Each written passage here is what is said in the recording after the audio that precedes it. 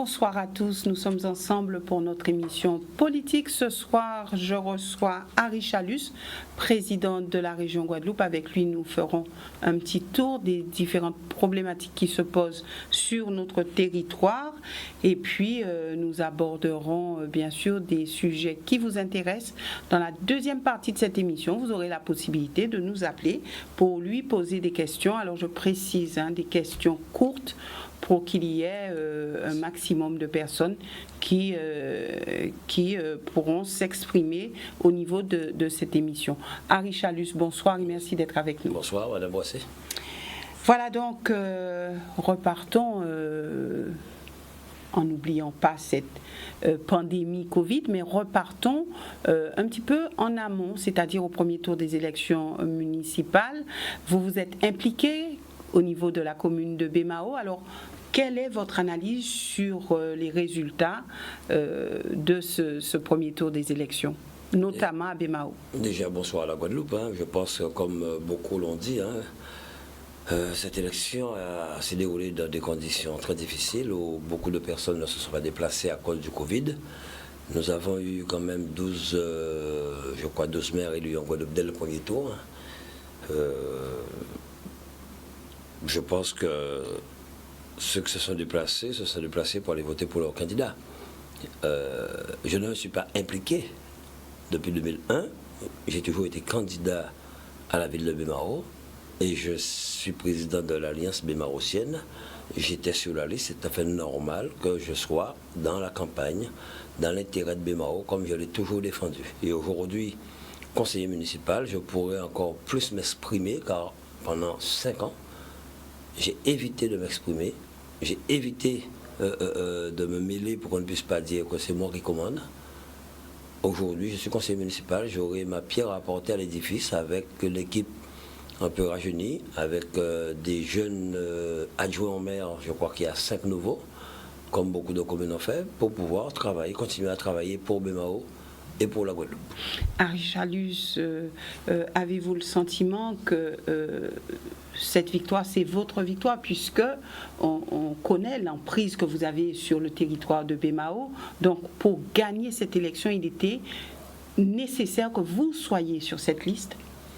Je ne pense pas ainsi. Je pense que c'est la victoire d'une équipe. Vous savez, si le législateur a mis un nombre de personnes sur une liste électorale, c'est pour que ces personnes puissent faire un travail, que la population puisse voter en fonction des candidats, parce que n'oublions pas, et je le répète, par exemple pour Bémao, les 39 personnes sur cette liste, ce sont 39 candidats aux élections municipales.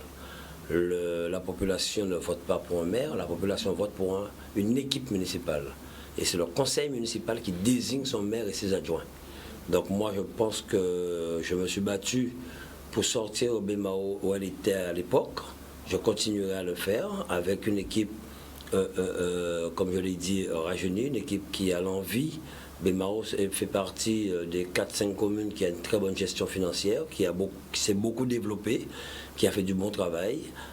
Madame Polifonte m'a remplacé, c'est une femme. Elle ne s'y attendait pas, elle a fait de son mieux pour Bémao, je le dis. La preuve en est, aucun problème financier. Beaucoup de réalisations, beaucoup de chantiers, on l'oublie, au niveau de Bémao. Elle a fait beaucoup d'infrastructures, que ce soit pour le sport, la jeunesse, l'éducation, l'école de Calvaire. Elle a travaillé pendant ces 5 ans, donc c'est tout à fait normal que la population puisse lui refaire confiance et la remettre à sa place pour poursuivre le travail entamé. Mais est-ce qu'on ne peut pas dire que Sylvie Chamgouan-Ano a gagné du terrain à Bémao? Vous savez, depuis que je suis là en 2001, c'est dans les 2500-2600 voix. Elle a fait 2600 voix comme d'habitude. Ce qui est important, c'est comme je vous l'ai dit, comme dans beaucoup d'autres communes, certaines personnes ne se sont pas déplacées. Voilà. Donc, gagner des sièges, ce qui est important, c'est que nous avons gagné ces élections dans l'intérêt des Bémarotiens. Nous allons travailler, majorité opposition, ensemble, dans l'intérêt des Bémarotiens. Comme je l'ai toujours dit, des fois, on ne vient pas en politique pour dire qu'on fait un coup de maire. Quand vous voyez que le maire propose un point à l'ordre du jour pour pouvoir faire des conseils ou des conseils en visioconférence, que l'opposition vote contre, je le dis, je suis étonné. Un conseil municipal est public. Au contraire, Alors, elle a proposé un autre système que Zoom pour que les gens ne puissent pas suivre les conseils. Je suis désolé, tous les maires de France ont voté pour, c'est la loi, faire des conseils avec le système Zoom.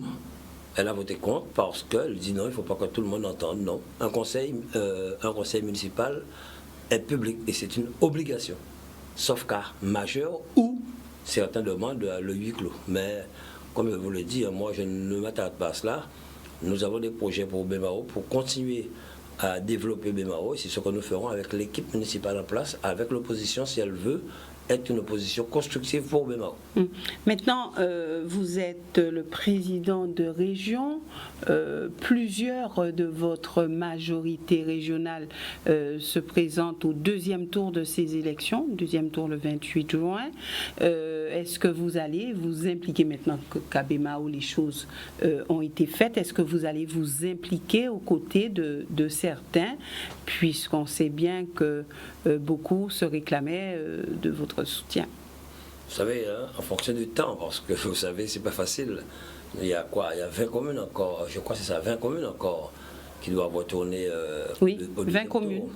Il est clair que je suis une seule personne, on ne pourra pas tout faire, mais il est clair que j'accompagnerai les élus qui auront besoin de mon soutien. J'accompagnerai, je le dis, la plupart des élus, et je dis bien les élus qui ont l'envie de travailler pour leur commune. Les élus qui ont envie de s'investir pour leur commune. Alors comment on le sait ça? Comment on le sait? Puisque tous disent, nous on veut travailler pour la commune, notre parti c'est la Guadeloupe. Comment on le sait? Pour ne pas froisser qui que ce soit, je vais prendre un exemple simple. Je vois une personne, elle n'est pas candidate, mais elle est conseillère régionale, c'est Maggie Cédini. Je vois comment cette femme est sur le terrain, comment cette femme travaille, comment cette femme a mis en place le plan pluriannuel de l'énergie, comment elle s'occupe avec Madame Duflo de l'eau. L'exemple de Madame Duflo Sylvie, je le dis franchement, c'est une bosseuse, c'est une dame qui connaît ses dossiers. Elle est en train de négocier actuellement près de 1 million avec la RB pour mettre sur l'eau en Guadeloupe. Elle a mis en place la conférence internationale des Sargasses. C'est une femme qui maîtrise ses dossiers, qui connaît son travail, qui est vraiment dynamique. Jean-Marie Hubert, c'est un bonhomme vraiment que j'ai connu trop tard. Ce sont des Guadeloupéens qui sont vraiment compétents en la matière, qui ont envie d'apporter leur connaissance à leur commune. Madame Panchard, je la soutiendrai. J'ai découvert une femme vraiment compétente. Alors justement, pouvez-vous vous arrêter 2 minutes? Certains l'ont à un certain moment décriée parce qu'elle est la fille de Madame Chevry. On a dit tout et contre elle, mais je peux vous dire que c'est une femme compétente, qui connaît son boulot, qui connaît son travail. Alors justement, pouvez-vous vous arrêter 2 minutes sur Basse-Terre, puisque vous avez cité Marie-Luce Panchard. Alors aujourd'hui, quand on regarde ce qui se joue au niveau de la ville de Basse-Terre, où par exemple, selon les dires, Madame Petro se trouverait maintenant en 4e position sur la liste d'André Attala, en 6e position Brigitte Rode. Que pensez-vous de cela? Je viens de vous dire qu'on ne va pas en politique pour faire un coup, pour être adjoint au maire, pour gagner une indemnité. On va en politique, on a envie de s'investir pour une population. Donc chaque personne fait ce qu'elle veut. Est-ce que pour vous, ça représente une alliance contre nature? Je ne préfère ne pas me mêler là-dessus, parce que vous savez, des alliances, il y en a tellement. Moi, je suis, comme je le dis, encarté dans rien. Moi, je suis encarté avec la Guadeloupe. Travailler pour les Guadeloupéens. Me donner pour la Guadeloupe. Mais vous avez une emprise sur certaines personnes à Richalus. Non, surtout pas. Je ne veux pas vous laisser dire ça. Je n'ai pas d'emprise comme certains l'ont fait à certains moments. C'est pas dans le sens négatif. Non, politique, je sais, politique. Rappelez-vous, dans le temps, certains avaient des emprises. Ce qu'on disait à certaines personnes de faire, ces personnes le faisaient. Je donne des conseils. La personne accepte ou non, pour que demain on ne puisse pas dire que c'est moi qui ai fait faire des erreurs à la personne. Mais je n'ai l'emprise sur aucun élu. Moi, je dis que la Guadeloupe a besoin d'hommes et de femmes compétents pour pouvoir travailler pour elle, pour développer la Guadeloupe. Et je pense qu'on a eu certains qui, à un certain moment, ont laissé aller. Sinon, on n'aurait pas eu ces problèmes d'eau actuellement que nous sommes en train de gérer. Nous y reviendrons sur les problèmes d'eau. Je préfère, vous savez, certaines personnes sont prêtes à certains moments de vendre leur mère et leur père pour avoir une place, pour gagner une indemnité. Et c'est pour cette raison, souvent je le dis, Faisons de la politique sans indemnité, vous allez voir combien de personnes seront candidats à une élection. Moi, je suis prêt à le faire. Mais on dit que c'est un jeu d'influence, c'est un jeu d'acteurs. Quand je prends l'exemple de Mme Petro, qui, lorsque Mme Chamougon a été soutenue par le PS, a dit elle a fustigé ce fait-là parce qu'elle ne comprenait pas cet état de fait. Et pourtant, elle est du côté d'André Attala apparemment, qui est lui du PS. Alors, est-ce que vous n'auriez pas pu peut-être la convaincre d'être avec peut-être sur la liste de Mme Panchard ou de lui parler quelque peu? J'ai entendu que le maire de Saint-François, le maire sortant de Saint-François est soutenu par certains du PS aussi. Alors j'ai vu des choses comme vous le dites à Bémao, donc voilà. Quand certains veulent peut-être, comme ils disent dans leur jargon, déchoquer quelqu'un, ils font du n'importe quoi sans penser à la Guadeloupe. Moi je le dis, moi je soutiens des candidats qui veulent travailler pour la Guadeloupe. Donc vous soutiendrez Mme Panchard? Ah oui, bec et ongle. C'est une femme compétente, elle est déléguée à l'Europe. Je vois la manière qu'elle travaille, elle me représente, elle est présidente du port. C'est malheureux, je le dis, que quand nous avons des compétences en Guadeloupe, qu'on essaie de les descendre.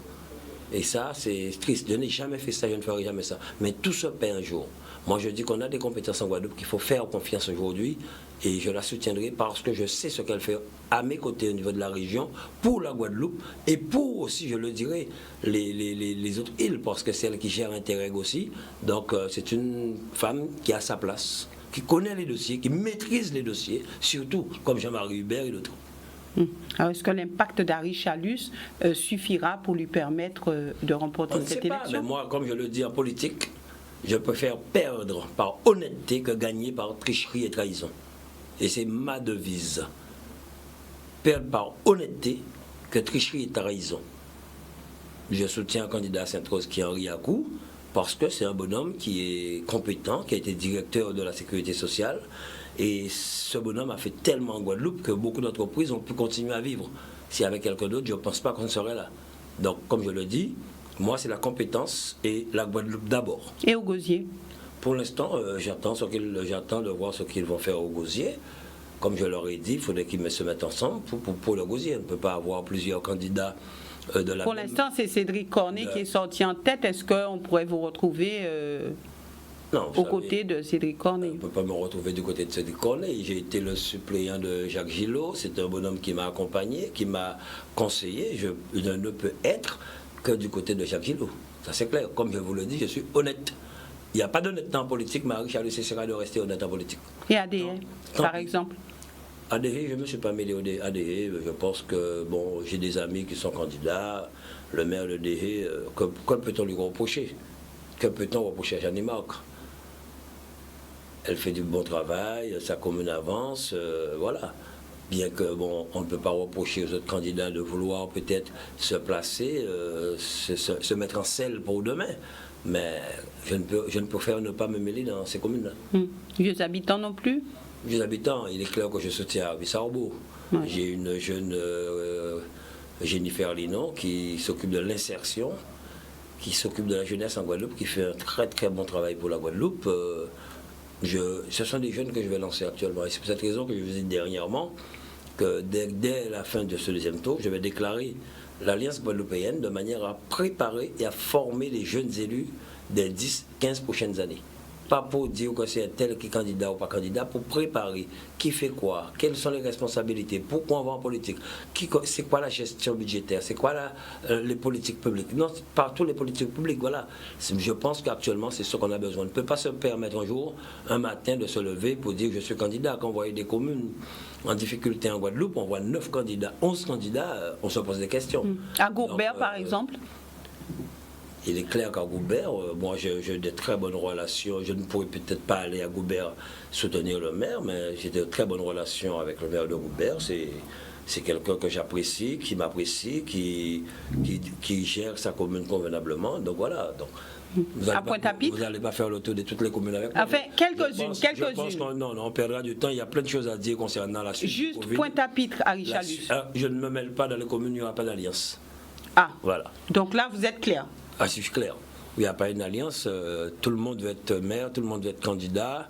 Et il y a d'autres postes d'adjoints, il y a des postes dans les communautés d'agglo, de postes de conseiller général, donc, départemental. Donc je pense qu'il faudrait qu'on apprenne à se mettre ensemble et se dire, bon voilà, on va pour quoi? On va pour avoir un mandat ou on va pour travailler pour la ville? Et voilà. Ouais. Vous êtes pour les alliances, vous dites qu'il faut arriver Pas à se histoire mettre d'alliance, ensemble. mais il faut qu'on arrête d'avoir plusieurs candidats, des personnes qui ne se sont jamais investies dans la vie associative, qui n'ont jamais été sur le terrain. La politique se fait sur le terrain. C'est sur le terrain, la population a besoin de nous voir. Et en même temps, ça nous permet de voir les problèmes, les travaux qu'il y a à réaliser, des choses à faire, comment aider. Voilà, c'est cela, pas dans un bureau. Pas être président, pas être directeur au maire ou adjoint au maire pour dire je suis. La population a besoin de personnes qui prennent en compte leurs doléances et leurs difficultés. Et c'est pour cette raison que je me bats. Voilà. Pour mettre en place une nouvelle classe politique. À Saint-François, par exemple, je soutiens M. Porquel. Oui, puisqu'il Voilà. fait partie de votre majorité Non, c'est pas régionale. parce qu'il fait partie de ma majorité, oui, ça aussi, mais c'est parce que j'ai appris à connaître ce bonhomme. C'est un bonhomme de terrain. Il est sur le terrain, il est au crêpes, il est au sport, il a la santé, il fait son travail, il a envie. Quand quelqu'un a envie, c'est cela. On doit les pousser, les encourager. C'est comme un jeune qui veut faire du sport, qui fait faire du football, du tennis, il faut l'encourager à y aller. Voilà. Maintenant, est-ce que, rapidement, puisqu'on va arriver à d'autres sujets très importants aussi, est-ce que pour vous c'est un coup dur la démission d'Olivier Servat au niveau de la région? Oui, Olivier Servat fait, comme je le dis, un très bon travail en matière. Il était délégué à la commission économique. Avec son équipe, ils ont beaucoup travaillé, ils ont aidé, accompagné beaucoup d'entreprises, il faisait bien son travail, donc effectivement, c'est vrai. Ouais. Voilà. Ouais. Vous n'avez pas réussi à le convaincre de rester? Non, je ne sais pas si c'est sa démission, je ne sais pas, je n'ai pas en mémoire, mais je crois qu'aujourd'hui, les parlementaires, je crois, sont obligés de démissionner du dernier mandat. Je crois qu'ils ne peuvent plus choisir, mais j'ai pas... Alors, c'était par rapport aux élections municipales, il a choisi d'être conseiller municipal de l'opposition, plutôt que d'être conseiller régional. Mais je ne me rappelle pas, mais je crois que les parlementaires ne peuvent plus choisir le mandat où ils veulent démissionner. Ils sont obligés de démissionner du plus ancien mandat. Si j'ai bonne mémoire, mais je crois que c'est ça. En tout cas, il a fait du bon travail. Il a fait un choix que vous respectez. Un choix que vous respectez. Oui, je respecte son choix. D'accord. Maintenant, partons un petit peu du côté de cette pandémie, de cette crise sanitaire qui nous touche. De manière globale, il y a eu une phase 1, on va dire, de déconfinement. Quelle est votre analyse de cette première partie de déconfinement, globalement? Bon, déconfinement, comme on dit maintenant, on dira nous sommes sur la deuxième phase, parce que maintenant, enfin aujourd'hui, je crois, ou hier, le Premier ministre, hier, je crois, hier jeudi, effectivement, a encore été plus loin en arrêtant les 100 km. Il a assoupli quelque peu. Il a assoupli effectivement ce déconfinement. Et nous voyons, comme je le dis, en sortant de Pointe-Noire samedi, quand j'ai vu le monde qu'il y avait dans les mamelles, j'ai eu peur quand même, parce que n'oublions pas qu'il y a quelques jours, on a eu près de 8 cas en 3-4 jours, et surtout 5 personnes qui venaient de l'extérieur. Donc il faudrait qu'on fasse attention, on ne sait pas qui ces personnes ont touché, ont vu. Donc il faut qu'on fasse attention. Encore aujourd'hui, on le disait, le virus est là. C'est que les Guadeloupéens ont été très responsables quand même pendant cette période de confinement dur. Les Guadeloupéens ont été très responsables et disciplinés, ce qui a permis à ce que ce virus ne puisse pas se propager trop en Guadeloupe, comme ça se fait en Mayotte aujourd'hui, et qui est reparti légèrement en Guyane à cause de la frontière, je crois, du Brésil. Oui. Mais comme je le dis aux Guadeloupéens, faisons quand même attention. C'est pas cette histoire de porter de masque ou pas de masque. Ce qui est important, si vous n'avez pas de masque, il faut toujours garder la distance de mètre, 1,50 m. Il faut faire attention. Mais il faudrait qu'on soit toujours vigilant. Et comme je l'ai toujours dit, vous avez entendu aujourd'hui un bébé décédé du Covid dans l'Hexagone.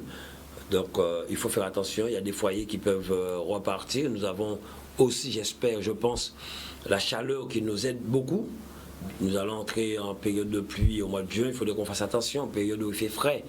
Donc soyons toujours vigilants et faisons très attention. Actuellement, effectivement, tout redémarre. Là, nous travaillons beaucoup sur la relance économique. Et aujourd'hui encore, nous avons eu de belles annonces concernant... l'État aurait pu aller 110 millions. 110 millions pour les communes de l'outre-mer, hein, pour les collectivités. Les communes, 110 millions pour les communes. Ce sont des demandes que, je le dis, que nous avions faites. Hein. Je me suis battu. Les 110 millions pour l'outre-mer. Pour les 5 communes, oui. pas pour l'outre-mer, les 5 collectivités, Guadeloupe, oui. Martinique, Guyane, Réunion et Mayotte. Voilà. Et lors de la visite avec le président, ça a été une demande que j'ai faite. D'autres l'ont faite, Mme Borel en a parlé, surtout pour le département, mais pour les communes même, avec les présidents de région, dès notre première réunion visioconférence, car tous les lundis, il y a une réunion des présidents de région en visioconférence, avec les ministres du budget et des finances, et nous avons effectivement martelé les pertes que nous aurions eues suite à l'octroi de mer, à la perte d'octroi de mer, surtout sur la taxe sur les carburants, sur le transport. L'axe a surtout été porté sur la taxe carburant, mais aussi l'octroi de mer. L'octroi de mer, c'est 217 millions si j'ai bonne mémoire. Hein. Donc 110 millions pour les 5 collectivités d'outre-mer, les communes d'outre-mer.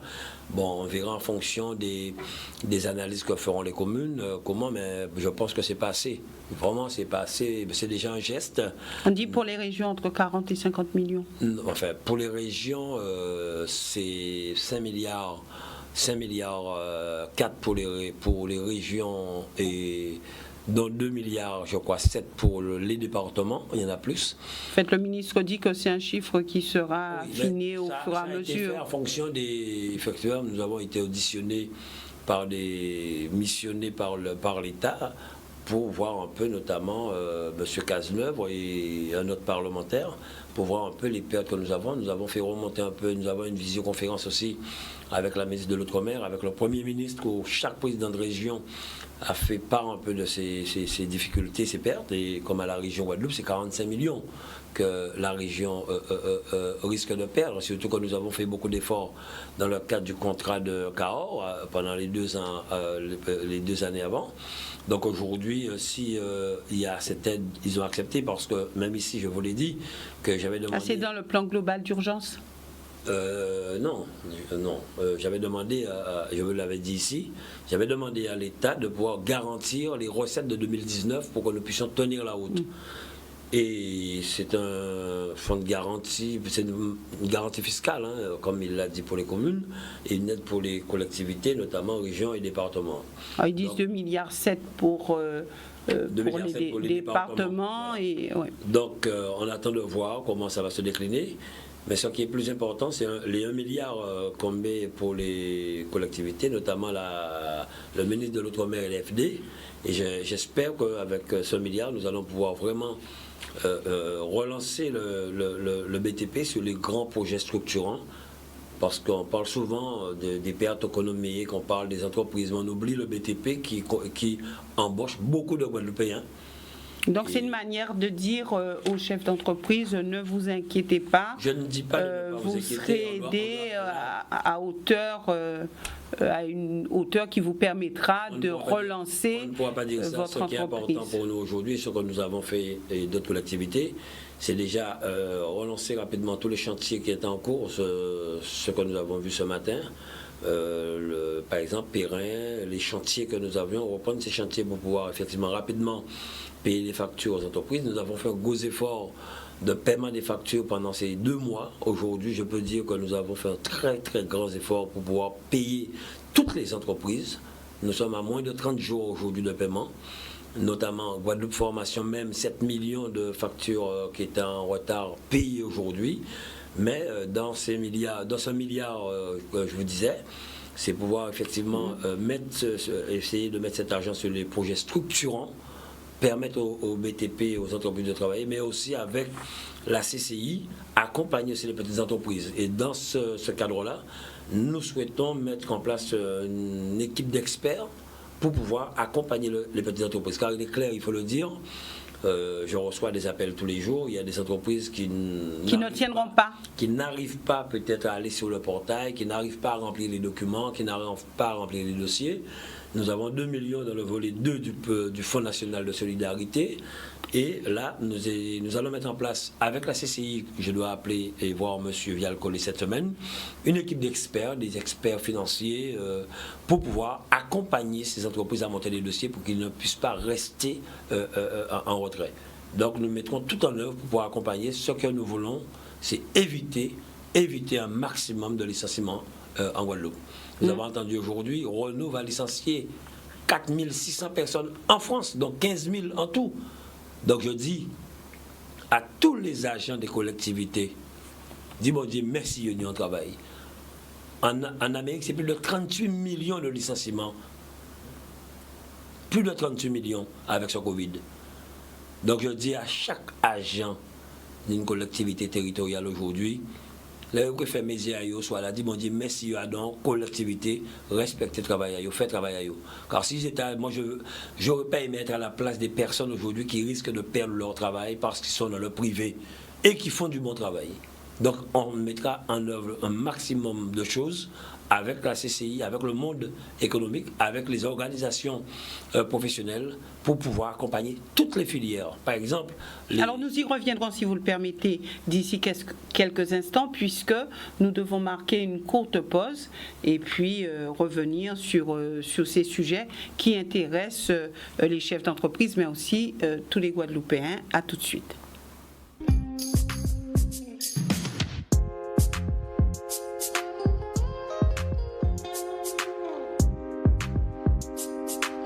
Oui. C'est là, sur l'antenne. Voilà, donc nous revenons avec vous avec vos appels et puis nous poursuivons sur un sujet brûlant, le sujet de l'eau.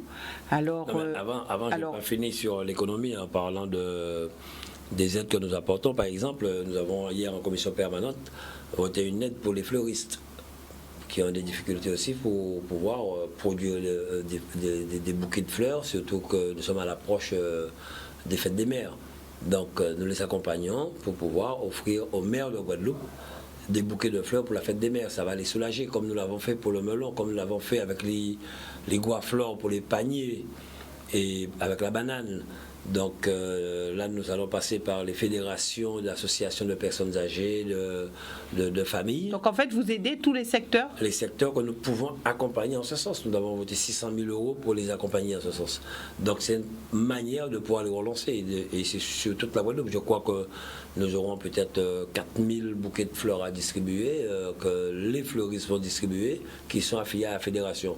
Des fois, il y a des gens qui nous appellent qui ne sont pas affiliés à une fédération. Bon, on ne peut rien, on ne peut pas se permettre d'accompagner. Nous sommes actuellement... 4000 bouquets de fleurs, vous dites? Oui, pour soulager. Financés par la région? Financés, oui, dans le cadre du plan de relance que nous avons mis en place. Oui. Comment les personnes seront choisies? Nous avons demandé à la Fédération des fleuristes de passer par les associations de personnes âgées, voilà, il y a l'UDAC, je crois, passer par des associations, des fédérations d'associations qui donneront des noms, et comme ça, ils pourront peut-être livrer à l'association qui livrera aux mamans. Nous avons financé l'achat d'une machine de fabrication de masques FFP2 et chirurgicaux. Ce sera une première en Guadeloupe. Ça permettra aux Guadeloupéens de pouvoir acheter des masques ici même, et peut-être même la Martinique, la Guyane, Sainte-Lucie, Barbade. Ces îles pourront commander chez nous. La Réunion a mis ça en place et nous sommes en train de le mettre en place, comme nous l'avons fait en accompagnant Chlorex pour les solutions hydroalcooliques. Et là, nous essayons... Quel est le coût de ce matériel? Vous savez, je n'ai pas en tête un financement que nous avons accompagné un financement, mais ça c'est chaud. Hein. Ah oui. Mais dans l'intérêt des Guadeloupéens, on a trop souffert en attendant des masques en Guadeloupe. Dorénavant, nous n'aurons plus à attendre à commander des masques. On pourra commander en Guadeloupe. Alors, est-ce que c'est une manière de se dire qu'on aura besoin de manière pérenne des masques et que, bon, toute la vie, nous allons vivre avec des masques? Oui. Nous avons commandé aux couturiers de Guadeloupe actuellement 30 000 masques qui sont en fabrication. Des masques grand public qui sont en fabrication et bientôt nous irons visiter l'entreprise. Et comme nous l'avons fait pour Chlorex, je le dis, nous souhaiterions aussi que Chlorex aille plus loin. Les solutions hydroalcooliques, ça marche très bien, les gens ont sauté dessus.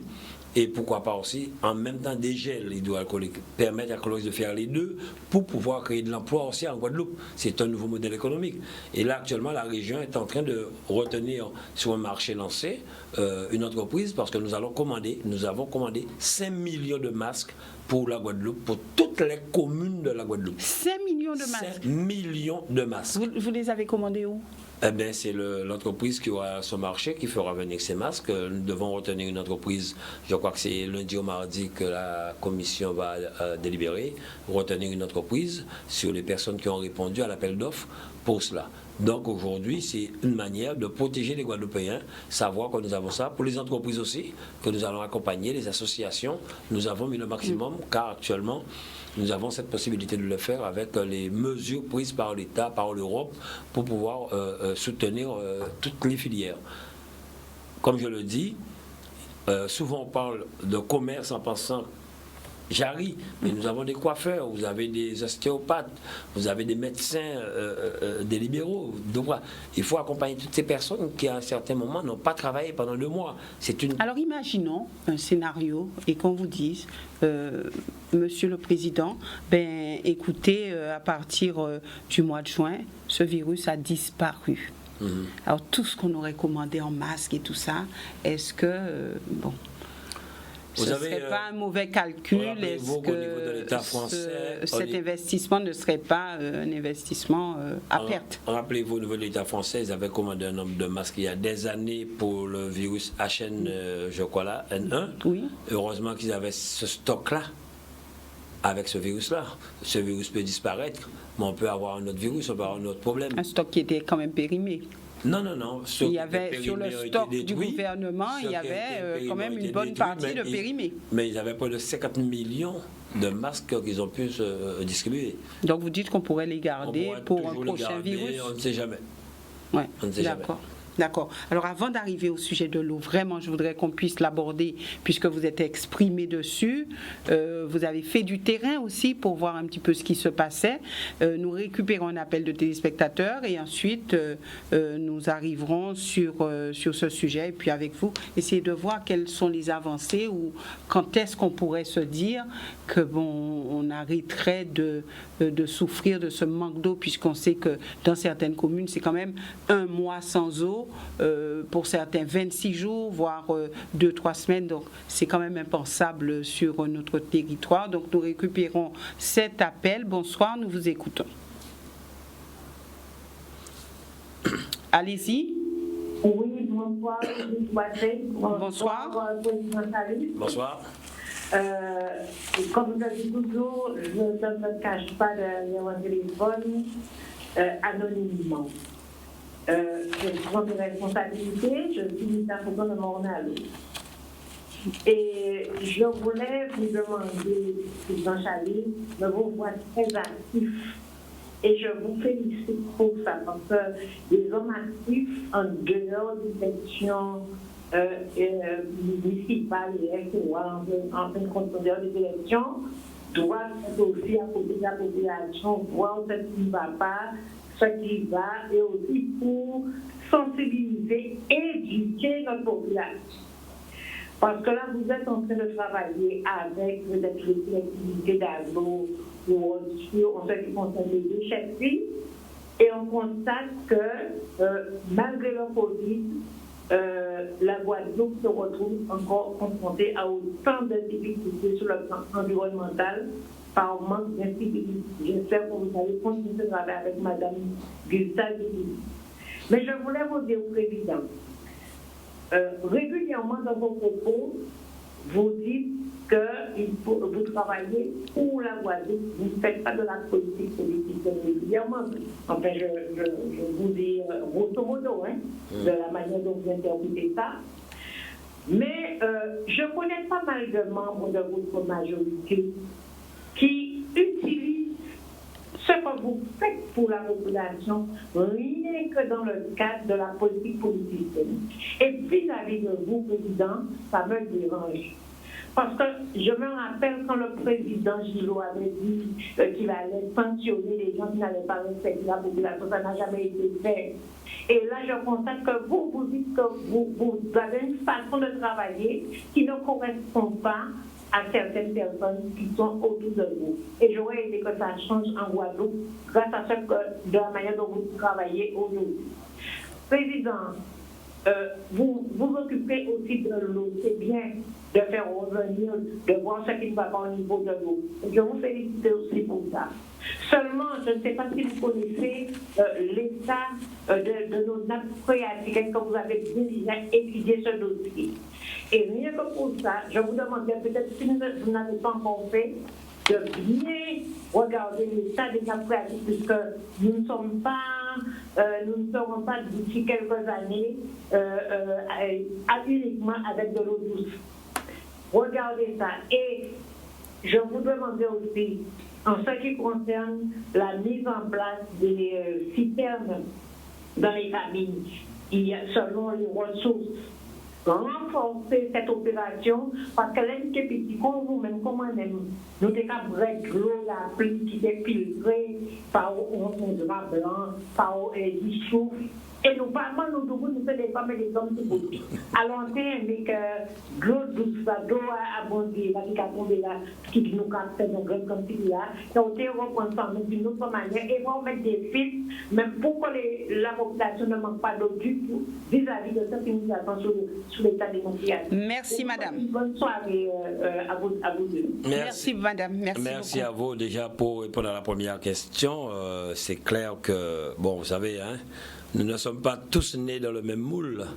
Il y a des personnes, comme je le dis, moi j'ai une équipe qui travaille, c'est vrai, bon peut-être que vous voyez quelqu'un de particulier, mais quand même je peux le dire que nous avons une équipe quand même où chaque élu qui est délégué dans une commission ou une responsabilité fait son travail bien. Je ne peux pas dire qu'une fois, peut-être que j'ai dû reprendre un élu, car la gestion régionale n'est pas une gestion cantonale. Vous savez, quand vous avez des élus de canton, ces élus sont sur leur canton. Le conseil régional, pour moi, doit sillonner sur la Guadeloupe, car c'est un conseiller régional. Vous n'allez pas voir un conseiller départemental des Abîmes ou du Gosier aller, bon, il peut signaler un problème au département, mais aller peut-être au Lamentin ou à Sainte-Rose dire bon voilà c'est pas fait. Donc chaque élu départemental, et c'est pour cette raison que je parlais de la formation de l'élu, qui fait quoi, quelles sont les responsabilités. Le conseil régional c'est autre chose, ils ont des responsabilités plus larges au niveau de la Guadeloupe, mais effectivement nous ne sommes pas nés dans le même moule. Il y a certaines personnes, effectivement, qui utilisent à certains moments, à des fins politiques. Politicienne, qu'elle disait. Politicienne, le rôle, bon, ça c'est partout, mais voilà. Et quand le président Gillot a parlé de sanctionner ceux qui ne viennent pas en conseil. J'étais premier vice-président, donc je le sais. Mais ce n'est pas pour le travail fait sur le terrain. Parce que là, je peux dire que nous avons des élus qui travaillent. La deuxième chose, c'est concernant avant de parler de l'eau, des nappes phréatiques, je sais que nous sommes dessus actuellement. Madame Duflo, qui est, je crois, présidente de la RB, qui s'occupe actuellement de cela. Je crois que l'Office de l'eau aussi même fait un gros travail dessus. Mais c'est un dossier actuellement, nous sommes vraiment là-dessus. Sur tous ces dossiers, il y en a tellement actuellement, mais nous travaillons dessus. Concernant les citernes, il faut le dire que hier, nous avons voté encore pour 750 citernes en Guadeloupe. Il faut savoir que c'est 1 million que nous avions mis en 2018 et depuis 2019 et 2020, c'est 1,4 million d'euros que nous mettons pour offrir des citernes aux Guadeloupéens. Chaque année, c'est plus de 550 citernes que nous offrons aux Guadeloupéens. Alors, comment la sélection se fait? Donc c'est en fonction des dossiers, des demandes, des personnes. Il y a une enquête qui est menée et des techniciens vont sur le terrain et se rendent compte. Mais nous avons plutôt privilégié les communes actuellement qui ont des difficultés d'approvisionnement en eau.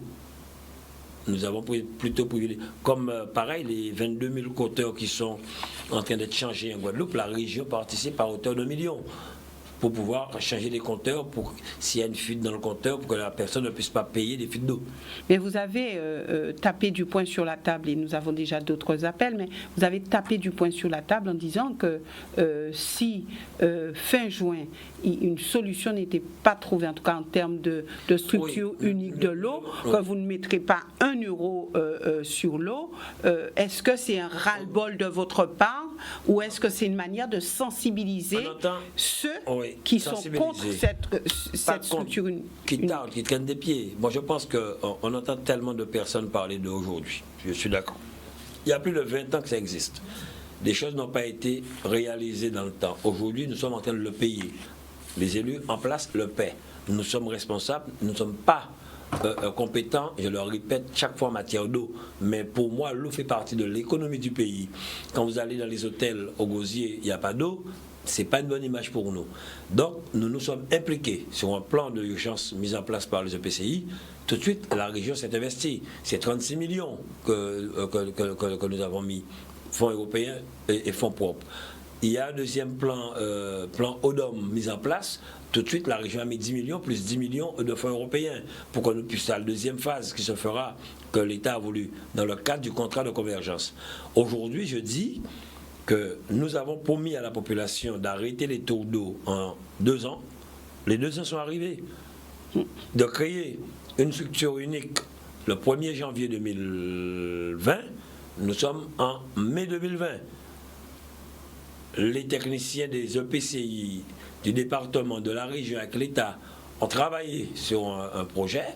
La région, le département, la Carole, je crois aussi, le Nord-Bastère ont voté la délibération concordante et il reste aux autres EPCI de prendre cette délibération. 2 EPCI, que je ne citerai pas, je vous le dis dès maintenant, ont pris des délibérations qui ne sont pas concordantes. Donc voilà, ça traîne parce que nous avons à mettre en place certaines choses. Mais est-ce que c'est la volonté qui manque? Qu'est-ce qui Moi, je pense que c'est la volonté qui manque parce que quand on aime les Guadeloupéens, quel que soit, on s'investit pour les Guadeloupéens. Et c'est pour cette raison que j'ai dit, si effectivement il n'y a pas cette volonté, je demanderai à l'État de l'habilitation. Et demander à l'État, si aller plus vite, peut-être on n'ira pas passer, on demandera à ce que le président puisse prendre des décrets ou des ordonnances, mais il faut qu'on aille vite. Mais vous avez dit fin juillet, il n'y aura plus de tour d'eau. Non. Les 2 ans, il ne devait plus avoir de tour d'eau si les travaux avançaient convenablement. Aujourd'hui, nous avons été sur le terrain à Capesterre et au Gosier voir les travaux financés par la région, les travaux les plus importants financés par la région. Car quand le FIDER, le gros tuyau qui amène l'eau en grande terre, a des fuites, si on ne le répare pas ce tuyau, donc l'eau n'arrive pas en grande terre. J'ai été à l'Espérance Moronalo où il y a une usine à l'Espérance qui alimente l'usine de 2 hauteurs. Je crois que c'est une pompe de transfert, une usine de transfert qui alimente l'usine de 2 hauteurs. Cette usine devrait recevoir 1150 mètres cubes d'eau, ne recevait que 780 mètres cubes. Pourquoi? Parce que 2 pompes sont mortes. Personne ne nous le dit. Le SIAG, effectivement, a des difficultés financières, bien que le SIAG aussi a des créances à l'extérieur. Mais si on nous l'avait dit depuis que nous avions commencé, la région, comme nous l'avons fait aujourd'hui, nous aurions payé ces pompes et on n'aurait pas souffert à Saint-François et à Sainte-Anne. Là, nous avons commandé ces 2 pompes. Les techniciens, dans le cadre de l'équipe mise en place avec les EPCI, le département, la région et le préfet, ont réparé une pompe en prenant des pièces sur l'autre. Aujourd'hui, c'est plus de 800 à 900 mètres cubes d'eau qui partent vers le Gosier et vers Sainte-Anne. Ce qui est important, vous faites des tours d'eau, mais il faut que la personne sache que demain, je n'aurai pas d'eau, mais après-demain, j'aurai de l'eau. En fait, vous n'avez pas dit que fin juillet, il n'y aura plus de tours d'eau. Ça n'a pas été vos propos. Dans les 2 ans, je ne me rappelle pas de la date de la CTAP, qu'on devait arrêter les tours d'eau. À Margaillard, les gens souffrent 15-20 jours sans eau pour une pompe de 6 000 €. Personne ne dit rien. J'ai dû gueuler en CTAP. C'est à ce moment-là qu'on nous a dit c'est la pompe qui est morte. Et tout de suite, la région allait payer la pompe. La CAL a tout de suite dit nous allons payer la pompe par le biais de M. Baptiste. Donc des choses minimes qui changent la vie des Guadeloupéens, on ne nous dit rien. Mais les 5 millions que l'État avait dit mettre sur la table pour justement essayer de résoudre plus ou moins ce problème, c'est sous condition? Non, il n'y a pas de condition. L'État a garanti de nous accompagner dès que nous mettrons en place une structure pour pouvoir gérer l'eau en Guadeloupe. Reprendre la plupart des réseaux qui ont plus de 70 ans. Mais pour ça, il faut une structure. L'argent ira où actuellement? Donc les 5 millions doivent aller quelque part, c'est ce que vous dites? C'est plus de 400 millions, madame. Non, mais le préfet a dit sur ce plateau même, les 5 millions... Les 5 millions actuellement là, moi, le préfet de l'État, mes 5 millions... Il n'y a pas de condition que le SIAG ait apuré les... Non, j'ai fait des interventions pour que l'État puisse nous accompagner là-dessus. En plus des sans condition. Sans condition. En plus des 5 millions, il y a 3 millions pour le fonctionnement du SIAG, département, région, département 1 million, la région 1 million. Nous avons déjà donné 500 000 euros pour les 2 pompes. On versera 500 000 euros. Et l'autre million, ce sont les EPCI. C'est pour donc cette histoire de déficit du SIAG de 3 millions. C'est pour faire rapidement les travaux que nous avons identifiés dans le cadre de la réquisition pour qu'on puisse arrêter actuellement ces problèmes que rencontrent les Gozériens et les Saint-Anais. Et ça avance bien. Nous avons identifié des fuites, comme à Capesterre. La région sur ces travaux a déjà réparé, nous l'avons montré ce matin, votre télé l'a montré, 200 fuites sur 300. 200 fuites de réparer à Capesterre seulement sur 300. Et on continue à le faire. Donc c'est cela. Et il y a d'autres fuites que nous devons continuer sur les kilomètres de réseau. Et les 5 millions, c'est pour un peu cet investissement. Et les 3 millions, c'est pour le fonctionnement. Il y a le salaire du personnel quand même du SIAG, que ce sont des pères et mères de famille. Et ce qui est important actuellement, il faut que les recettes puissent entrer au SIAG. Il faut qu'on fasse entrer les factures au SIAG de manière à ce que le SIAG puisse tenir. Il y a des collectivités, il y a des organismes qui doivent de l'argent au SIAG, il faut qu'ils paient leurs factures. Et vous dites que l'État continue à dire oui pour nous donner 400 millions, mais à condition qu'il y ait une structure. Il n'y a pas une histoire de conditions, il faut une structure. C'est pas une histoire de conditions. Où est-ce qu'il met cet argent? C'est pas à la région, c'est pas au département, c'est pas dans un EPCI. Si on a une structure, si le SIAG est en bonne santé, ça aurait peut-être on aurait pu aller verser ça au SIAG. Maintenant, il faut une structure, quelle que soit la structure. J'ai entendu, il faut les usagers de l'eau. Il faut une structure convenable pour pouvoir régler définitivement ce problème d'eau en Guadeloupe, pour que le Guadeloupéen puisse avoir de l'eau dans leur robinet. Si la structure unique ne voit pas le jour, je me suis engagé à accompagner les EPCI, comme le département le fait, dans l'intérêt des Guadeloupéens. Et si la structure unique ne voit pas le jour? C'est bien. Comme fin juin. Vous avez dit, moi je ferai ce qu'il faut. En habilitation, demander l'habilitation carrément pour qu'on puisse gérer cela, créer, et voilà. Est-ce que vous aurez les reins suffisamment solides pour gérer cela? On verra. Depuis 20 ans, je pense avoir les reins solides. On verra. Mais c'est pas normal qu'aujourd'hui, en 2020, il y ait des gens qui ont été 14 jours sans de l'eau. Non, soyez sérieux. Et ça ne dérange personne. Non. Donc vous vous donnez jusqu'à fin juin pour prendre le taureau par les cornes. Voilà. Ouais. En tout cas, Richalus, malheureusement, nous sommes arrivés au terme de cette émission. C'est vrai qu'il y avait des appels, mais bon, le temps passe tellement vite. Nous sommes déjà un petit peu en dehors de l'heure qui nous est impartie. Je ne sais pas si nous pouvons récupérer un dernier appel peut-être. Le temps de terminer, puisqu'il y avait quand même beaucoup de questions, il y en a encore, mais vous aurez la possibilité de revenir pour que nous puissions continuer. Il faut savoir une chose que nous n'avions pas, dans les demandes faites, j'ai demandé aussi à ce que la ville de Basse-Terre et les îles du Sud soient aussi, pourquoi pas, en zone franche, pour soulager. Oui, c'est une demande qui a été faite au président de la République et au Premier ministre, pour les soulager. Nous avons accompagné pendant cette période de Covid Marie-Galante en finançant une part des billets d'avion pour soulager quand même les compagnies.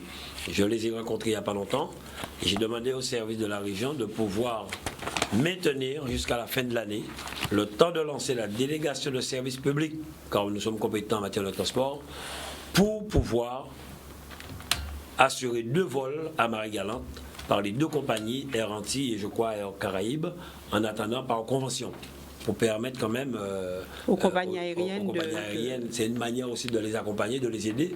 La région prendra en charge, on verra avec les entreprises. Sur cela, nous avons, il faut le dire, rencontré ces pilotes, ces compagnies aériennes qui rencontrent des problèmes. Pareil que pour les transports en commun, nous les avons accompagnés, même si ça a pris du temps parce que l'État a réquisitionné les solutions hydroalcooliques. Mais nous avons mis jusqu'au 10 juin, je crois, le transport gratuit.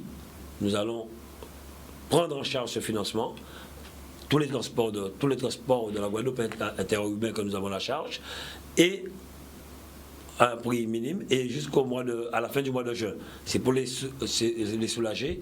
Et nous allons lancer nous avons déjà lancé la délégation de service public pour toute la Guadeloupe aussi en matière de transport. Il y a beaucoup d'autres actions que la région a mis en place pour accompagner. Nous sommes vraiment responsables de l'économie.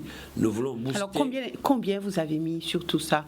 Toutes ces aides-là, combien? Actuellement, on ne peut pas donner un chiffre directement en fonction de cela parce que il y a des factures qui ne sont pas rentrées, qui vont rentrer, notamment pour le transport aérien. Bon, nous savons actuellement un vol, c'était autour de entre 1000 et 1500 euros que nous mettons en fonction du nombre de personnes qui voyagent. Donc voilà.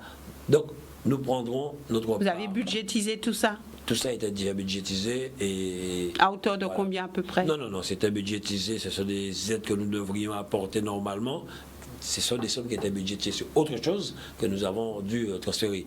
Mais ça, ce n'est pas un problème pour la région. Vous allez pouvoir assumer? Oui, nous allons pouvoir assumer. Ce qui est important, comme je le dis, et je veux que les Guadeloupéens puissent le savoir, nous ferons tout pour éviter un maximum de licenciements en Guadeloupe en accompagnant toutes les entreprises dès que nous pouvons le faire.